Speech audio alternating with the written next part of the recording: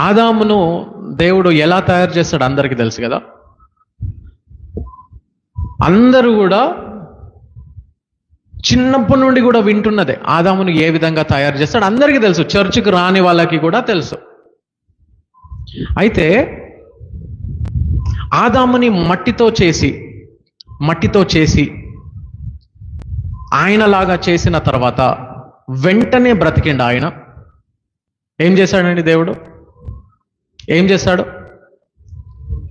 ఆయన నాసికారంధ్రంలో ఏం చేశాడండి అని అన్నాడు కదా. He breathe into that mud. ఆ మట్టితో తయారు చేయబడినటువంటి ఆ బొమ్మ లోపల అనగానే ఆదాంగా జీవము కలిగింది. హల్లెలూయా.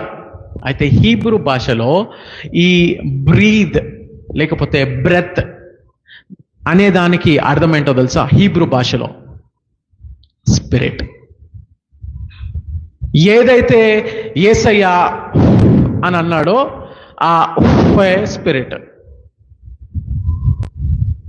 అప్పటి వరకు యేసయ్య ఆయన నాసికారంధ్రములోనికి జీవవాయువును వదలకుండా ఉన్నంతసేపు అది కేవలం మట్టియే. ఈరోజు నీవు నేను కూడా దేవుని ఆత్మను అనుసరించక ఉంటే మనం కూడా కేవలం మట్టియే, కేవలం నడుచుకుంటూ పోతున్న మట్టియే.